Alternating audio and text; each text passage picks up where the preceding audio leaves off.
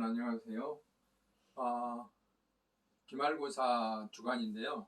학교 방침에 의해서 1시간은 기말고사를 하고요. 나머지 2시간은 강의를 하도록 돼 있어서 제가 2학기 동안 여러분과 함께 강의했던 내용을 요약해서 강의를 하도록 하겠습니다. 이 강의 내용을 잘 들으시면 기말고사 보는데 많은 도움이 되리라고 생각합니다.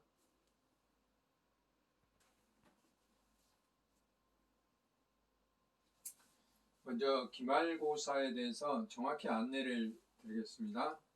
12월 15일 화요일입니다. 12월 15일 화요일 13시부터 13시 50분까지 50분간 봅니다. 이거는 학교에서 확정된 것이기 때문에 이대로 시행을 하게 됩니다.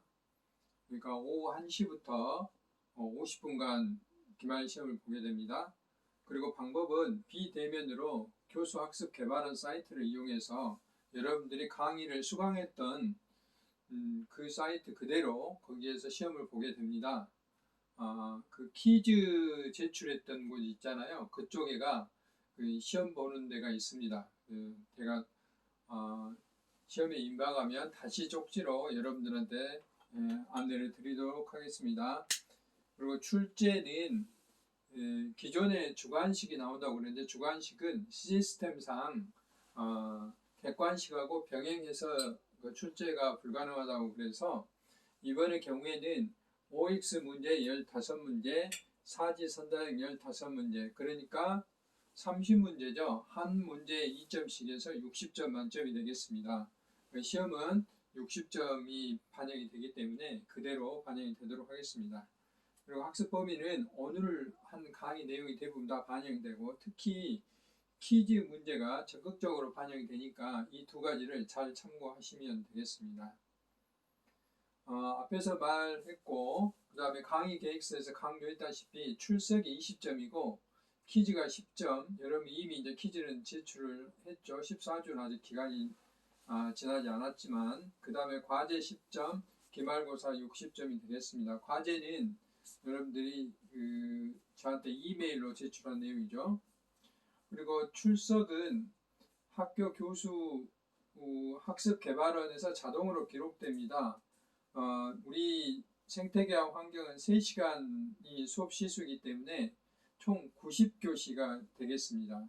그래서 4분의 3 이상 출석이 되어야 67.5시간이 5교시가 출석이 되어야 학점이 부여되게 되겠습니다. 만약에 4분의 1 이상이 결석이 되게 되면 23교시를 결석하게 되면 학점이 자동으로 처리가 되지 않습니다. 이 점 참고하시기 바라고 혹시라도 부진한 학생들은 나머지 기간 동안에 열심히 수강해 주시기 바랍니다. 그리고 그 강의 기간이 지난 이후에 수강하는 것에 대해서는 제가 이 출석이라든지 그 다음에 그 과제에 대한 그 시간을 지키지 못한 것에 대해서는 감점이 있다는 것을 말씀드립니다. 열심히 공부하는 학생들과 차별이 있어야 되기 때문에 감점이 있습니다. 다만 수업을 다 듣지 않으면 F 처리가 되기 때문에 꼭 수업을 들어주시기 바랍니다. 다음에는 문제를 이제 하나씩 설명을 하도록 하겠습니다. 먼저 이제 OX 문제인데요. OX 문제는 되게 제가 설명을 쓰고 간단히 말을 바꾸는 거죠. 예를 들면 생태계의 영어 단어는 에코시스템이고 에코는 그리스어로 오이코스로 집이란 뜻인데 집이란 뜻을 다른 말로 바꿀 수가 있는 것이죠. 예를 들면 지구로 바꾼다든지 땅으로 바꾼다든지 이렇게 바꿀 수가 있어요. 그러니까 이런 것은 용어에 헷갈리지 않도록 해야 됩니다. 그리고 생태계의 구조적 요소는 생물적 요소로 무기물, 유기화합물, 물리적 요소, 생물적 요소로 생산자, 소비자, 분해자 이렇게 있는데 이들은 상호 관계가 깊어 영향을 받음. 근데 이런 것을 간단히 바꿀 수가 있는 거죠. 이들은 상호 관계가 없어 영향을 받지 않음. 이렇게 바꿀 수가 있는 거예요. 그래서 그런 점을 여러분들이 조금 관심 있게 봐야 된다 하는 차원에서 이제 말을 드립니다. 그리고 멸종위기종은 그 특수한 지역에서만 분포하는 종으로서 분포의 어떤 제한성, 그러니까 어떤 한 지역에만 그 분포하고 있기 때문에 쉽게 어떤 환경적인 영향이라든지 또는 개체군인 숫자가 너무 적어서 멸종할 수 있는 그런 그 위험에 처한 종들이죠. 그래서 우리나라는 멸종위기 야생 생물 1급과 2급 이렇게 이제 구별을 하고 있습니다. 법적으로.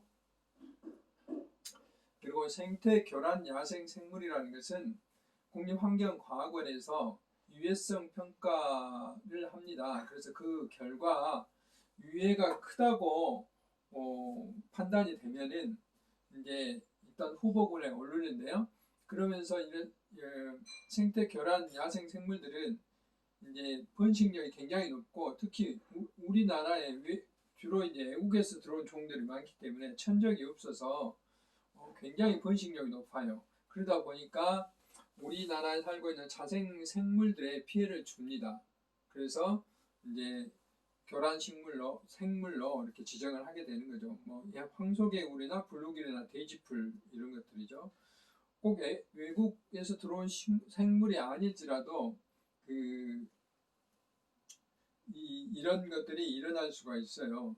그런 것들이 일어날 수가 있다. 예를 들면 환삼등불 같은 경우 우리나라에 살고 있지만 워낙 번식력이 높기 때문에 다른 그 주변에 있는 식물들을 자라지 못하게 합니다. 그래서 이런 것들도 생태 교란 생물로 지정이 되어 있습니다. 그 다음에 저서성 대형 무척추 동물은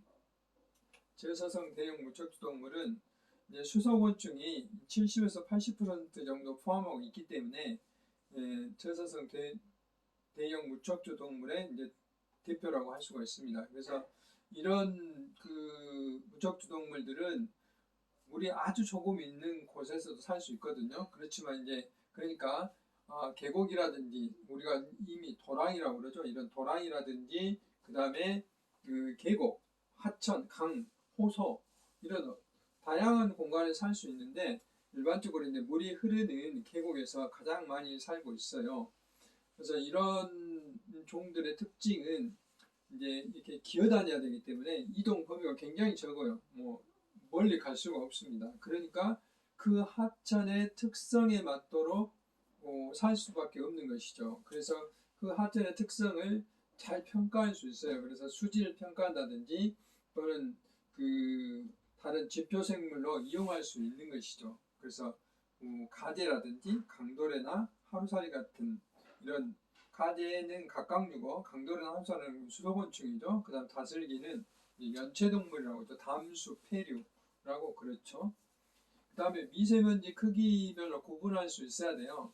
PM10하고 PM2.5하고 이거는 초미세먼지고 그다음 미세먼지죠. 여기 PM10은 이제 그 크기가 10마이크로미터 이하이고 그다음 PM2.5는 2.5 마이크로미터 이하를 말하죠. 그래서 구별하시면 되고 최근 우리나라 환경 문제로 이제 주로 이슈가 되는 것들 이거는 1차 시대 1주차 때 강의했던 것입니다.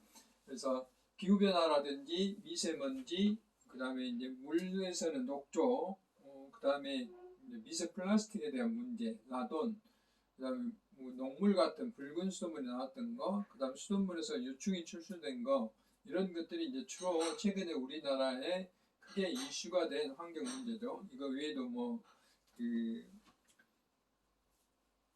화학물질에 대한 영향, 이런 것들도 있습니다. 그 다음에 도시 열섬의 원인은 이제 도시의 경우에 고층 건물이 많고 또 아스팔트와 같이 이렇게 이제 포장된 도로라든지 그 토지가 많기 때문에 바람길이 차단되고 토지 피복, 땅을 덮고 있는 곳이 이렇게 이제 숲이라든지 공원이라든지 초원이 아니기 때문에 초지가 아니기 때문에 그 인공 열원이 많이 증가되는 거죠. 그래서 이제 그 교외 지역보다 온도가 높은 이런 것을 우리는 도시 열섬이다 합니다. 그래서 그런 원인이 되는 것이죠. 그리고 기온 역전이라는 것은 일반적으로 이제 우리가 비행기 타고 가면 그렇게 좀 고도로 올라갈수록 비행기 외부 온도가 굉장히 낮아지잖아요. 뭐 영하 20도, 영하 30도 이렇게 막 그 표현이 되죠. 이것은 그만큼 비행기가 높이 나르고 있다는 것이죠. 이와 같이 일반적으로 대기 중의 공기는 위로 이렇게 상층부로 올라갈수록 공기가 이렇게 차가워져요. 그런데 그 반대로 차가운 공기가 아래층으로 이렇게 땅 지층으로 이렇게 지상으로 유입이 되면은 위로 갈수록 공기가 따뜻해져요. 이런 현상이 일어나면 이제 되게 그 차가운 쪽에서 따뜻한 쪽으로 공기가 움직이잖아요. 이건 반대가 되기 때문에 공기가 움직이질 않습니다. 그러니까 확산이 되지 않는 거죠. 그래서 대기 오염이 더 커지고 스모그라든지 미세먼지가 많이 일어날 수 있어요. 이런 것들이 이제 주로 겨울철, 봄철, 그러니까 아침 이른 시간에 이런 게 많이 일어나죠. 그 다음에 산성비는 역시 이제 대기 오염과 관련이 있는데 대기 오염에 의해서 그 아황산가스와 같은 이런 것들이 배출이 되면 공장이라든지 이런 데서 배출이 되면 이게 빗물하고 반응을 하게 되면 황산이라는 이런 그 강한 산 물질이 만들어져요. 그러면 이제 이게 산성비가 되는 거죠. 일반적으로 pH 5.6 이하를 산성비라고 그러는데 그러면 토양이라든지 물을 산성화 시켜가지고 생물, 그다음 생태계에 또 피해를 일으키고 특히 이제 대리석 건물 같은 이런 건축물에도 영향을 미친다 하는 것들이 이제 산성비라고 이야기를 할 수가 있습니다. 그리고 갯벌은 우리 동식물에게 서식지 제공하고 홍수와 가뭄 같은 재해를 방지하고 바다의 허파와 같은 역할, 수산물 생산이라든지 수질 정화, 여가 장소로서 제공 이런 것들이 갯벌의 기능이 되겠습니다. 그다음에 환경 발자국은 다양한 것이 있는데 대개 이산화탄소와 같은 이런 그 탄소 물질들이 배출돼 가지고 지구의 기후 변화에 미치는 영향. 그래서 우리가 어떤 제품을 하나 만드는데 그 생산 과정에서부터 그 다음에 운송, 유통, 그 다음 우리가 사용하죠. 그 다음 폐기하죠. 이런 전 과정에 탄소를 얼마만큼 배출했는가 이런 것들을 계산해 가지고 그 흔적을 남긴다 해서 탄소 발자국 그렇게 합니다. 똑같은 경우를 물을 대상으로 하면 물 발자국, 그 다음에 그 생태 발자국이라는 것은 탄소 발자국과 유사한데 그 개념을 우리 사람의 전반적인 삶을 계산을 하는 거예요. 그래서 개인 단위, 국가 단위, 지구 단위로 환산을 해서 나타내는 방식인데 일반적으로 그 지구가 얼마만큼 필요한가 그런 것을 이제 판단할 수 있는 것이죠. 그리고 푸드 마일리지는 우리가 이제 이런 식재료들이 어디서부터 가까운 곳에서 왔는가 멀리서 왔는가 하는 건데 일반적으로 우리가 로컬 푸드 같이 가까운 지역에서 식품을 소비하는 것이 안전성에서도 좋고 그다음 수송에 따른 그 탄소 배출도 적게 하기 때문에 이제 푸드 마일리지가 적은 것을 우리 선호해야 된다는 거죠. 그다음에 녹조 현상은 녹조를 일으키는 그런 조류들은 주로 남조류라고 그랬죠. 다음에는 이제 미세 플라스틱하고 마이크로 비드의 크기 비교인데 우리가 일반적으로 치약이나 화장품과 같이 이게 원래부터 그 플라스틱을 집어넣는 경우가 있어요. 미백 효과를 위해서. 근데 이런 것들을 마이크로 비드라고 그러는데 대개 1mm 이하를 말합니다. 근데 이제 우리가 그 페트병과 같은 이런 플라스틱을 버리게 되면 이게 이제 마모가 되죠. 그래서 5mm 이하가 되면 이것이 그 미세 플라스틱이 되는 거예요. 이게 또 다르면 1mm 이하로 되는 것이죠. 그래서 그 마모에 의한 것은 우리는 2차 플라스틱이라고 그러고 마이크로 비드와 같이 처음부터 이렇게 크기가 작은 미세 플라스틱으로 만든 것은 1차 미세 플라스틱 이렇게 구별하기도 하죠. 대개 이런 미세 플라스틱들이 우리가 먹는 소금이라든지 티백, 그다음 물고기 치어, 생수 이런 데서 발견된 적이 있고요. 그다음에 케미포비아는 영어로 케미칼인 화학과 혐오라는 뜻의 포비아 이 두 가지의 합성어를 우리는 케미포비아라고 그랬습니다. 그래서 우리가 일상적으로 사용하는 생필품이나 그다음에 먹거리 이런 데 포함된 화학약품들이 이 인체에 어떤 위협을 가할 것이라는 그런 걱정에서 비롯된 현상입니다. 최근에 가습기 그 살균제라든지 그 다음에 계란에서 뭐 살충제가 나왔다든지 또는 그 많은 위생용품에서 휘발성 유기물질 VOC가 검출됐다든지 이런 것 때문에 케미포미아 현상이 일어나는 것이죠. 그 다음에 환경 호르몬이라는 것은 일반적으로 정상적인 호르몬들은 우리 신체에 뭐 우리 체온 유지라든지 또는 성 호르몬을 분비를 시켜서 2차 성징을 나타내게 한다든지 이런 것들이죠. 그래서 이런 우리 인체에 생리작용을 하는데 없어서는 안 될 굉장히 중요한 건데 그 외부에 있는 화학 물질들이 이제 마치 그 인체의 정상적인 호르몬과 같은 역할을 하게 됩니다. 그러니까 정상적인 호르몬이 수용체하고 결합해서 어떤 생리적인 현상을 일으켜야 되는데 이 외부에서 나오는 그 환경 호르몬이 그 수용체와 결합을 해버리면 생리적인 현상이 일어나지 않는 것이죠. 또는 반대로 일어나 본다든지 이런 것들을 우리는 환경 호르몬이라고 부르습니다. 뭐 암컷이 수컷이 되게 한다든지 굉장히 심각한 문제죠.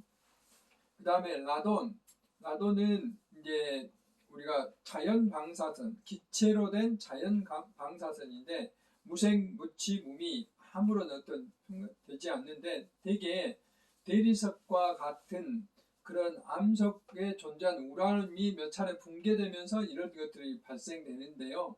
그렇기 때문에 일반적으로 화강암 지역에서 높고 또 이제 환기를 안 하기 때문에 여름철보다는 겨울철에 높고 그 다음에 이런 것들을 예방하려면 이게 기체 성분이기 때문에 환기를 자주 하면은 라돈은 해결이 됩니다.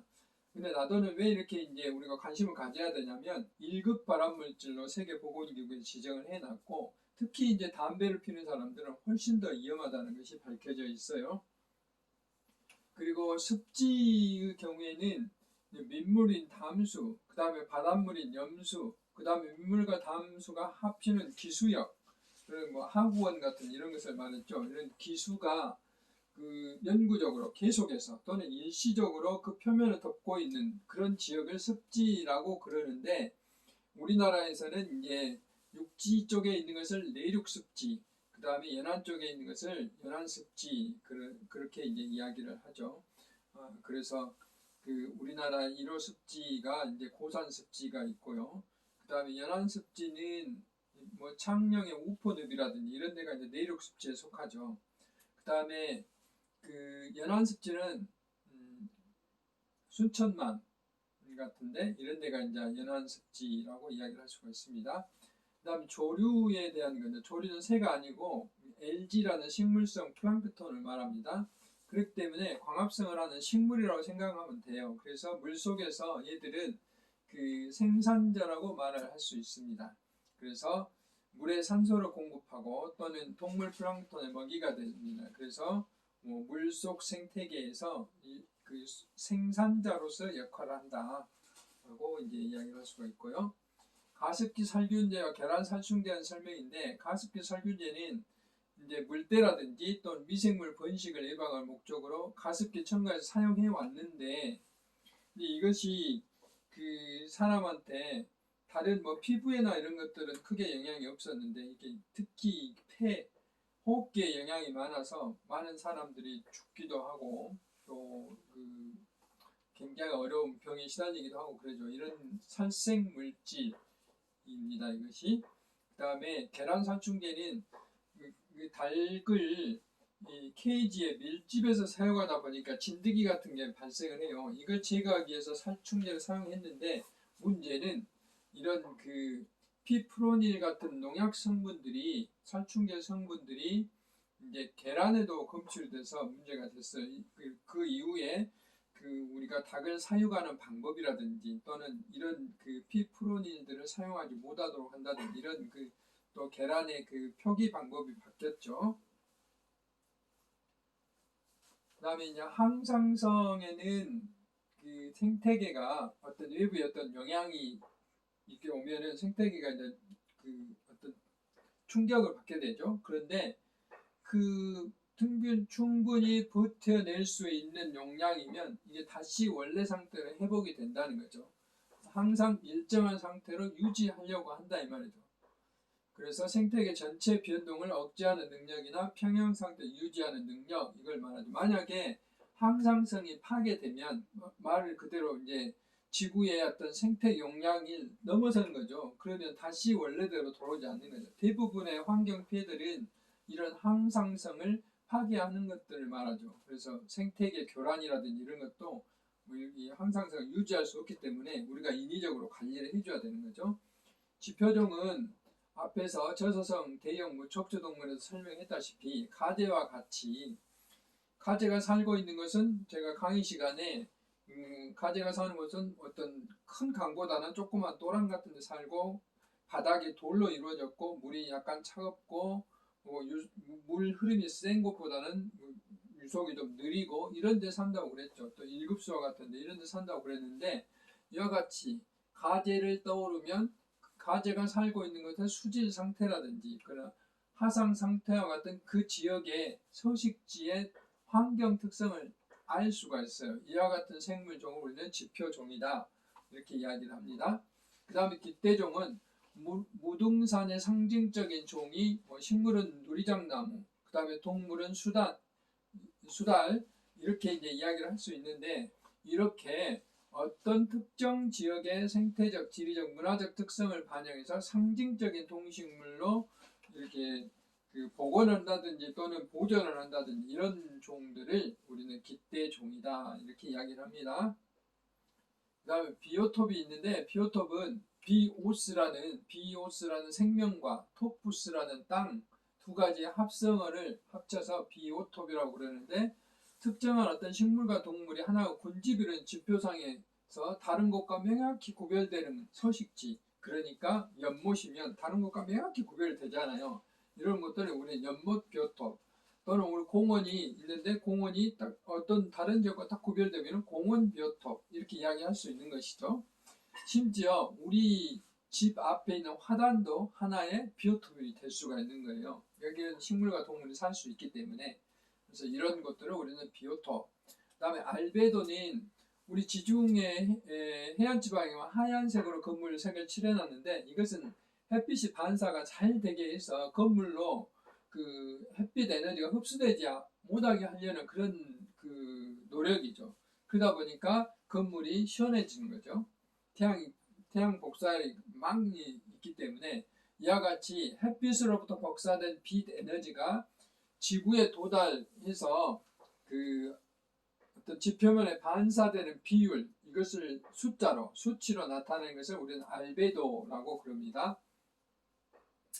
그리고 바람길은 도시에 이제 숲이나 또는 하천, 호수 이런 것이 있으면 여기가 이제 공기가 신선하잖아요. 이런 공기들이 도시로 이렇게 차가우니까 따뜻한 공기가 있는 도시로 이렇게 이동이 돼요. 그러면 그게 이제 바람이죠.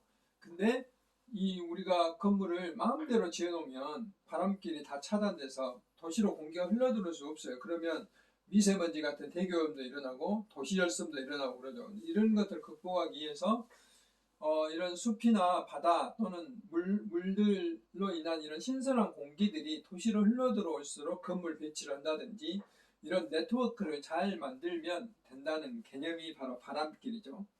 그 다음 생태도시는 도시 안에 이런 공원이라든지 숲이라든지 이런 것들이 충분히 갖춰질 수 있도록 하는 것 그런 것들을 우리는 생태도시라고 그랬습니다. 그 다음에 생태면적은 도시 안에 그 자연순환 기능이 이루어지는 그런 그 토양이 차지하는 면적 그러니까 자연순환 기능이라는 것은 초지처럼 물이 스며들게 한다든지 또는 그 포장이 됐더라도 우리가 투수 포장이죠. 투수 포장. 그 투수 블럭이나 또는 투수 포장이 있어요. 비가 오더라도 우리가 걸어가면 그 빗물이 튀지 않는 아스팔트 같은 튀죠. 콘크리트도 튀어요. 그런데 투수 블럭으로 된 투수 포장으로 된 것은 물이 빠져 들어가기 때문에 웬만한 이슬비에는 신발이 젖지 않아요. 이런 것들을 우리는 자연 순환 기능을 가졌다고 해서 생태 면적 기능을 말하죠. 그래서 이게 숲이었을 때, 초지였을 때, 또 이제 그 과수원이었을 때, 아까 투수 블럭이었을 때 이런 데는 생태 면적 그 점수 가중치라는 게 주어져요. 완전히 포장된 것은 0점인데 숲 같은 경우 이제 많은 점수가 되어 있는 것이죠. 이런 것을 우리 생태 면적이다 그렇게 이야기를 합니다. 그다음에 이제 온실가스는 우리가 탄소 중립이라는 말을 사용할 때 주로 온실가스에 대한 개념을 많이 설명을 하는데 이제 온실가스는 지구 기후 변화를 일으키는 그 대표적인 가스들이죠. 그리고 이산화탄소나 그 다음에 염화불화탄소, CF 등 이건 냉장고나 에어컨 냉매들을 말하는데 이런 것들이 대표적으로 온실가스라고 말을 할 수 있어요. 그런데 최근에는 이런 것들이 이제 사용이 금지되어 있기 때문에 주로 온실가스 그러면 이산화탄소다 그렇게 생각하면 됩니다. 그래서 요즘 나는 탄소 중립이니 탄소 저감이니 하는 건 전부 다 온실가스를 줄이자는 이야기예요. 기후변화를 줄여서 지구의 온도를 낮추자는 이야기입니다. 그다음 PLS 제도는 농약을 규제하는 제도인데 포지티브 리스트 시스템이라는 거예요. 그래서 지금까지 그 어떤 잔류 농약에 대한 기준이 설정되어 있는 것은 네거티브 리스트 시스템이라고 그래가지고 예를 들면 배추에 요즘 김장철인데 배추에 농약을 사용하는데 사용하는 농약의 종류 그 다음에 거기에 사용하는 농약의 기준 이런 게 정해져 있어요. 그러면 예를 들면 또 우리가 들깨에 뿌리는 농약의 종류 이것도 정해져 있어요. 그런데 그 배추에 뿌려야 될 농약을 들깨에 뿌렸을 때 그 기준이 배추의 기준이 초과됐더라도 들깨에 뿌렸을 때는 이거 기준이 초과되지 않아요. 그러니까 합격으로 그동안에 이용을 했었는데 작년부터 이렇게 하다 보니까 이제 문제가 생긴 거죠. 농약이 오염되어 있는데 이걸 유통이 되니까 문제가 돼서 잔류 허용 기준이 설정되지 않는 농약에 대해서는 일률적으로 그러니까 배추에 사용한 농약일지라도 이 농약을 들깨에 사용했는데 기준이 0.01 mg per kg 이거 ppm인데요. 이 정도 농도가 초과됐을 때는 무조건 불합격 처리를 하는 거예요. 그런 것들은 농약의 오남용 너무 많이 사용한 걸 막고 수입 농산물에 대한 안전관리를 강화하기 위해서 우리나라가 만든 제도예요. 이것을 PLS 제도라고 그랬습니다. 이게 농약을 효과적으로 규제하기 위한 제도죠. 우리 식탁에 농약이 오르지 않도록 농약에 오염된 식재료가 오르지 않도록 만든 것입니다. 그래서 지금까지 주로 우리가 이제 기말고사에 대한 일정하고 그 다음에 그 첫 번째로 OX 문제에 대한 30개 후보군에 대해서 설명을 드렸습니다.